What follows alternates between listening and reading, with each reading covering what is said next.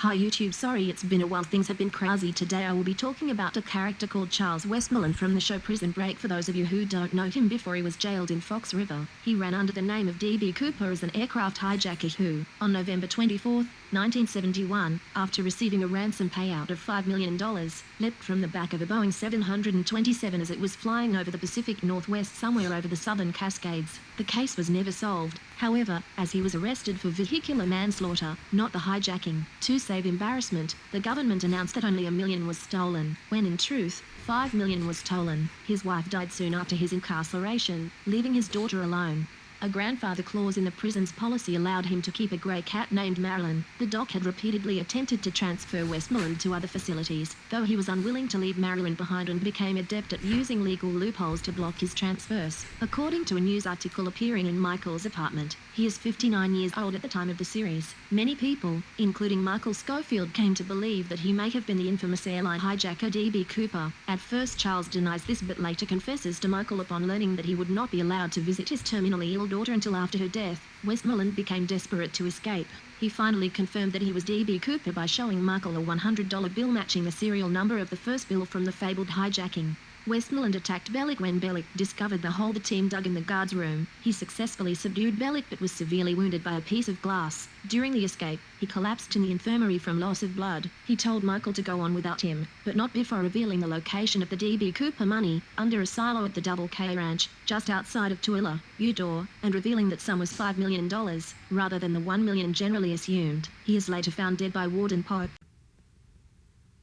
No, I don't think Charles deserved the fate he got because Michael never got to keep his promise to him because Bag stole money and Michael was on the run, making Charles' dying wish pointless. In fact, if you ask me, the only reason Charles dies is so we can see Haywire get out and be on the run, which isn't a good fit, and I'll explain why. For those who don't know him, Charles Patoshik, also known as Haywire, was one of the Fox River 8 who suffers from mental illness. He was jailed for killing both his parents because they were being abusive and later killed a guy because he was being abusive to his daughter. However, the problem I have with Haywire is that the show wants us to have sympathy for him, but really when you look at his actions, you can't even note he has mental health issues. He still knows killing is wrong, meaning in both situations his parents being abusive and that guy being abusive to his daughter. He could have just called the cops on them, but instead decides that because they are abusive, they instantly deserve a death sentence, which Haywire knows is sincerely wrong. Haywire death is something he brought on himself. In my opinion, Charles deserved more than ever to get out them him. So how would Charles' fate? Firstly, Charles doesn't get wounded piece of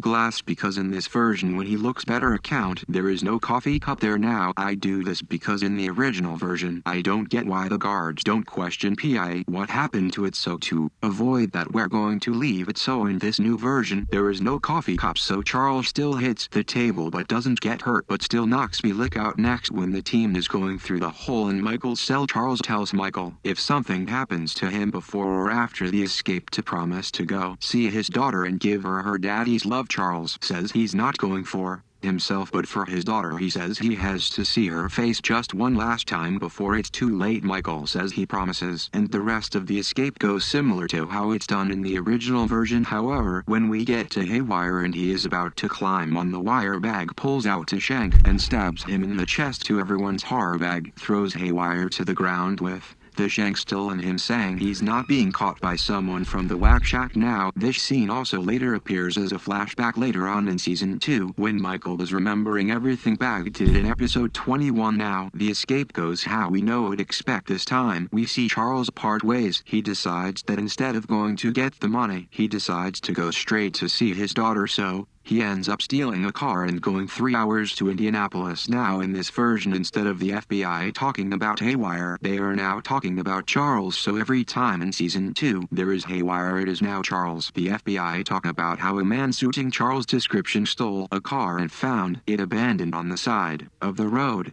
Charles' car broke and wiped down everything he touched in the car and walked to a small car dealership and brought a car with money that he found in the car he stole. With this new car, he drove all the way to Sacred Heart Hospital. However, the place was surrounded by cops, so Charles disguised himself with some detailed disguises he also found in the stolen car. With the disguises, he snuck past the cops and searched every room until he finds Anna, She is overjoyed to see him and has tears in her eyes. Charles runs over and hugs her. They embrace and have a heartwarming reunion. Anna says she can't believe he's here and that she wants to spend every moment with him. Charles says he wants to do the same and to embrace. Anna says she's scared about her death and can't believe in 1 week she'll be dead. Charles says it's alright and that he'll stay with her right till the end, and the two talk about all the good times they've had in their lives throughout the rest of this week. Charles hides out in Anna's room, hiding from the nurses and sneaking out to a nearby gas station for food, getting out from the hospital in the storage room from a small window. Throughout the week, Charles keeps sharing memories with Anna, also expressing how sorry he is for not being with her for the last 32 years from being incarcerated. Anna says it's alright and that he's here now and she loves him no matter what. Charles is the happiest he's ever been and says he loves her. Anna says the same, and the two yet again embrace. At the end of the week, the FBI have surrounded the place with cops, so Charles, still in disguise, manages with some difficulty to sneak into the security room and burns the room down using coffee and gasoline which he got from the gas station. He first sprays coffee on the keyboard, badly damaging it, and spraying gasoline on the floor and walls, and taking a match and lighting it up before quickly rushing out. The fire alarm goes off and the cops guarding Anna's room rush to room, allowing Charles to sneak into the room and spend the last moments with her. He tells her he loves her and Anna tells him the same, thanking him for everything she's done for her. Charles tells her it was all worth it and that he loves so more than anything in the world. Anna tells him the same and dies after the funeral. Charles is arrested by Brad Bilick, takes him back to Fox River, where he is immediately put in the hole by the warden Alexander Mahone, then sends an inmate, his cellmate, to kill